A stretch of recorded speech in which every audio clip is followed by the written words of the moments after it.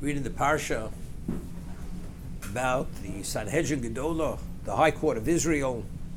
If there's ever a question which is unresolved, you go to them and they will give you a ruling. It's a halachic ruling, and the Torah says you're bound to their ruling. And whatever they tell you, you cannot deviate or veer from their direction, their dictate. Yominu shmol. Afilu yagid l'cho. Your yamin is small, small's yamin. Even they tell you what seems to be incorrect, you must accept their ruling. That's what Torah says. So over here the Ramban explains, V'atzorech b'mitzvah zos godol mod, and he says the value and the necessity of this mitzvah has great value. Ki ha'Torah nidu loru b'chsav. The only Torah we have is b'chsav, was given over in writing. And we have Torah Sheba'al Peh, which is the oral interpretation. V'yodua, and it's known, shlo yishtavu hadeus b'chol hadvarim hanolodim. And we know that all minds are not in agreement. Things would manifest themselves and evolved. Things which principles have to be applied to them, and how to evaluate, interpret them, and how the halach applies to those situations. V'hine yirbu hamachlokos, v'tase haTorah kama toros. And as a result of that, because people cannot agree, and everyone has his own understanding of the application of Torah, comes out we end up with many religions, many Torahs. V'titen lono hakosuv hadin.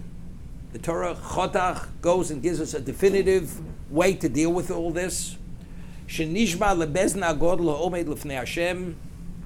We have to accept the position of the High Court of Klal Yisrael, who stand lefnei Hashem b'mokum sheyivcha b'chomash yomru lonu b'feirush HaTorah. Their location, they convene in the chamber of cut stone on the Temple Mount, and we have to accept whatever they interpret, their understanding of the Torah. Whether it's the accurate transmission, or they're interpreting their understanding of what the Torah is actually saying.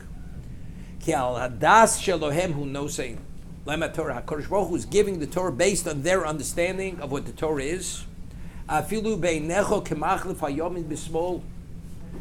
Even though it seems to be according to your understanding, they're converting the right to the left and vice versa.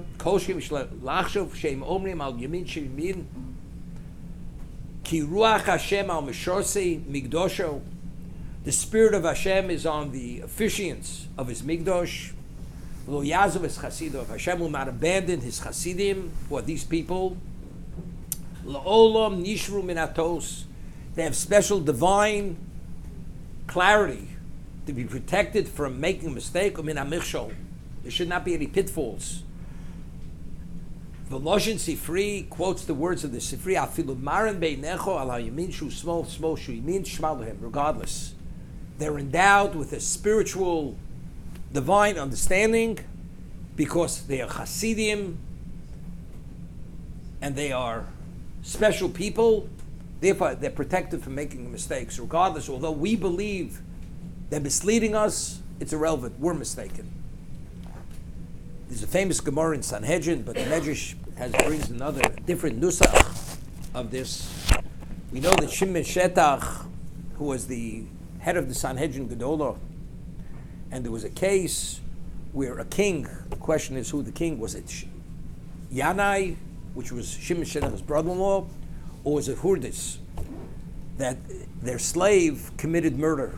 And the law is that if you have a situation of a Shara Nisko, your ox kills, the owner of the ox must come to Bezdin, he's the defendant. And just as the law is regarding a defendant, he must stand in the presence of the court when testimony is brought and the court adjudicates the case. So even though he's a king, he must stand before the court. So the story is the king comes to the court. Shimon Shetach is the Rosh Sanhedrin. He's the presiding judge over the Sanhedrin.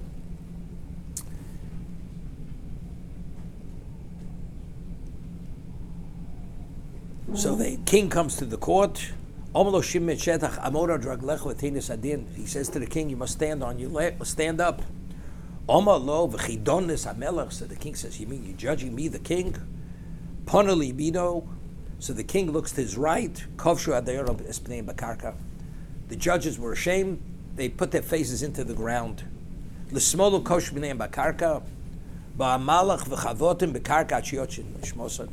Hashem sent an angel. The judges to the right and left, they were all killed. The king was terrified. He began to tremble. You must stand on your hind legs and you must be judged. You stand before God. You stand before God. Therefore, the balidinim, the defense, they have to stand with reverence and fear in the court because they're standing before God. These dayanim, these judges, why did they deserve to be put to death? They were killed by the malach. We're saying now that they are, Torah is one religion. There's only one Torah. They're not multiple Torahs. So if these judges are going to be intimidated by any mortal, and therefore judges cannot be in any way intimidated by any human being, regardless of what the consequences, unless it's a question of pikuach nefesh, they'll be put to death. You cannot withhold your position, cannot be intimidated by anyone. These judges were intimidated by the king.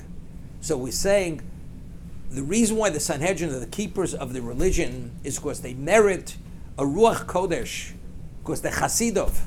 What about if they don't behave like Chasidov? They don't merit that clarity. So if that's the case, they are not a proper representation of what Torah Sheba'al Peh is, or the application is. If that's the case, these people, if they should preside and give rulings, they would be corrupting the Torah. As a result of that, that's the reason why Hashem sent the Malach to actually put them to death.